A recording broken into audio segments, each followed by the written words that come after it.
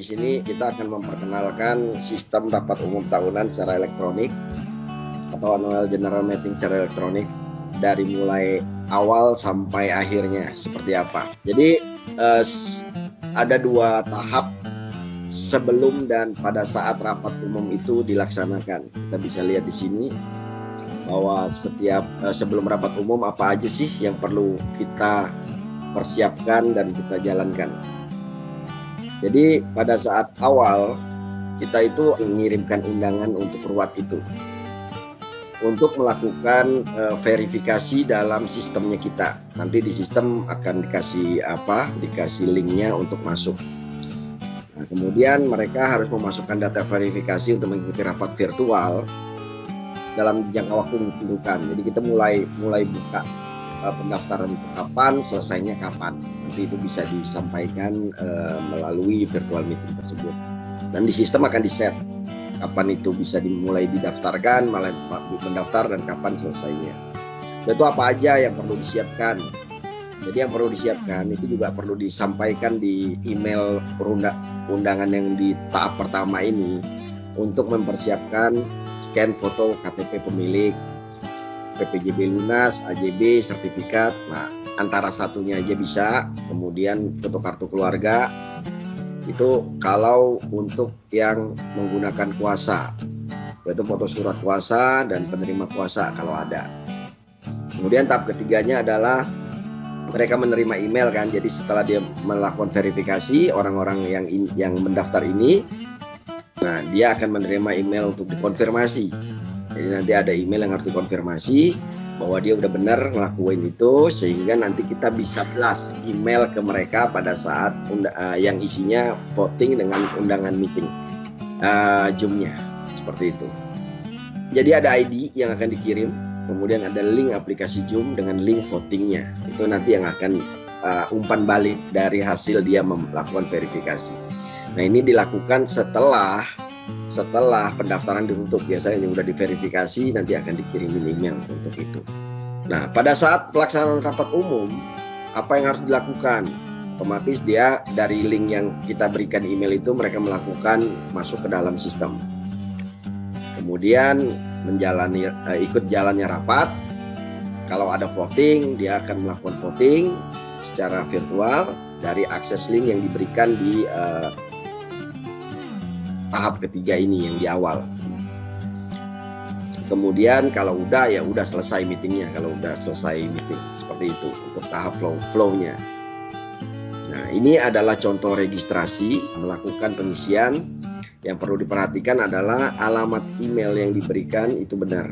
Ini adalah contoh untuk melakukan konfirmasi undangan. Nah di tahap ini perlu dicoba karena apa? Nanti pihak TR apabila ada kesulitan di tenan untuk memasukkan, di sistem kita juga menyediakan bahwa TR atau admin yang dikasih akses itu bisa membantu untuk memasukkan registrasi ini sendiri gitu. Jadi dari pihak kita, dari pihak panitia juga bisa membantu untuk memasukkan ini. Ini contohnya untuk jadi kita bagi dua kan, dia pemilik atau pemegang kuasa. Dia masukkan data-datanya, file yang tadi yang disebutkan di awal, KTP, KK, PPJB lunas atau surat bukti kepemilikan. Yang dimasukkan apa? Yang dimasukkan adalah yang di bukti kepemilikan yang ada namanya aja. Jadi kan biasa kan berlembar-lembar tuh, apalagi kalau kayak sertifikat, yang perlu ada nama dia yang sesuai KTP tadi. Seperti itu. Nah ini pemilihan unit. Jadi dia cukup memilih salah satu unit yang dimilikinya aja, tidak perlu semua. Karena sistem akan langsung melakukan pengecekan otomatis dari unit yang dipilih itu. Dia itu kalau memang dia punya unit lebih dari satu, ya dia akan ngeset semuanya untuk menghitung NPP istilahnya ya. Jadi NPP kepemilikan itu akan dihitung cukup dengan memilih salah satu unit yang dimilikinya. Kemudian memasukkan email dan handphone. Nah tadi yang saya bilang tolong untuk dipastikan bahwa email dengan handphone itu valid. Karena apa? Handphone ini gunanya nanti pada saat acara berlangsung jika ada hal yang perlu dikonfirmasi. Karena bisa saja yang masuk itu bukan orang yang mendaftar pertama kali di sini. Nah, ini yang perlu TR persiapkan. Jadi nanti di saat meeting ada co-host yang khusus untuk memverifikasi data yang masuk pada saat meeting. Karena menurut ketentuan bahwa orang yang mengikuti meeting ini haruslah orang yang punya hak untuk ikut meeting. Jadi nomor handphone ini gunanya nanti untuk kita ngelakuin WhatsApp atau apa di luar dari mekanisme meeting ini. Nah, jika data yang mereka masukkan sudah benar, maka akan diberikan link, sebetulnya dikirimin email ke mereka untuk dikonfirmasi bahwa email yang mereka masukkan itu benar. Seperti itu. Nah, ini contohnya. Bahwa email konfirmasi yang diberikan itu berisi dengan link rapat dengan link voting. Ini dua ini. Jadi mereka cukup klik ini aja sebetulnya pada saat meeting berlangsung. Jika dia mau masuk rapat, artinya dia klik link rapatnya. Nanti pada saat kalau terjadi voting, maka dia akan klik link votingnya. Link voting ini dipakai berkali-kali pada prakteknya jika votingnya itu dibuat ada beberapa agenda voting. Jadi link voting yang dipakai ya yang ini saja gitu loh. Tapi pertanyaan votingnya akan berubah karena sistem yang ngatur itu nanti. Nah, ini perlu diperhatikan terutama oleh TR nanti kalau ditanya apabila Pak saya kok nggak bisa masuk. Jadi biasanya untuk terutama di browser itu di blok gitu loh. Ini juga banyak kejadian di iPhone kalau banyak yang pakai iPhone. Jadi harus dipastikan bahwa mereka menerima. Jadi ada kalau memang keluar kayak gini, oh your connection is not private. Nah itu kita harus klik advance gitu. Ya. Ada tombol advance di sini. Udah itu kemudian ada pertanyaan lanjutan. Kalau ada kayak gitu juga bisa klik proses nih di sini. Supaya mereka bisa ambil foto pada saat mereka meeting. Jadi sebelum masuk meeting tuh ditanya tuh akan difoto nih mukanya peserta meeting masuk. Gunanya apa? Gunanya nanti untuk kita membandingkan benar nggak sih yang masuk itu orang yang benar atau tidak. Nah, jika pada saat meeting tadi udah mulai, ini cara masuknya. Jadi link meeting tadi diklik maka keluar seperti ini. Mereka tidak perlu masukin apa-apa lagi. Jadi otomatis sistem akan mencatat bahwa oh orang ini yang meeting. Jadi dia tinggal tekan tombol masuk seperti saya bilang tadi.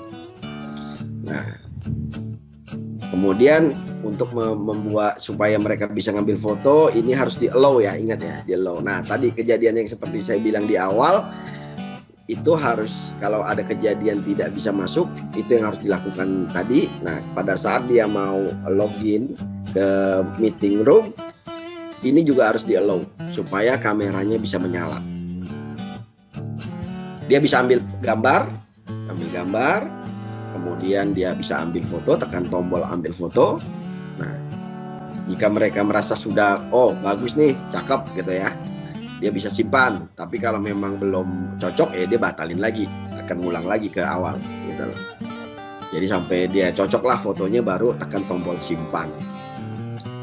Nah ini perlu diketahui terutama pada TR pada saat nanti akan banyak yang nanya kok saya nggak bisa masuk, kok saya nggak bisa ini, kok saya nggak bisa ini. Ya itu caranya seperti ini, jadi perlu diperhatikan nih yang seperti ini. Nah jika sudah berhasil untuk mengambil foto tadi, dia udah diambil fotonya, maka dia bisa klik link zoom ini ya, link zoom ini. Nah ini contoh nanti pada saat mereka masuk otomatis sistem akan mencatat siapa yang datang berdasarkan presentasi NPP. Tergantung sih sebetulnya. Kalau musyawarah atau apa itu yang keluar adalah orangnya. Jadi karena hitungannya nanti orang. Tapi kalau misalnya ruta itu adalah persentase kehadiran berdasarkan NPP gitu loh, yang masuk gitu. Ini akan selalu bertambah real time pada saat orang join ke dalam tim dalam meeting ini, ruang meeting. Nah, jika ada yang putus atau apa, mereka bisa relogin dengan mengklik link Zoom yang tadi, yang kita udah kasih di email itu. Jadi kalau misalnya ada yang nanya, Pak saya putus nih gimana caranya? Oh, udah klik aja tadi link yang tadi. dia akan kita catat apakah dia udah pernah masuk atau belum. Karena sistem ini akan menolak apabila orang yang sama itu nomor yang sama ini, nomor registrasi yang sama ini diklik oleh 2 orang. Nah, jadi perlu dipastikan tadi yang saya bilang di awal, kita memastikan bahwa orang yang masuk adalah orang yang tepat. Jangan sampai ini link bocorlah ke tempat yang lain, karena begitu orang yang lain yang masuk, maka orang yang harusnya masuk jadi nggak bisa masuk, gitu. Itu tugasnya TR nanti untuk mengawasi hal-hal yang seperti ini. Nah, ini adalah rejoin Zoom kalau putus. Contohnya, jadi dia tinggal tekan tombol yes, kalau udah dia bisa join lagi ke Zoom, seperti itu.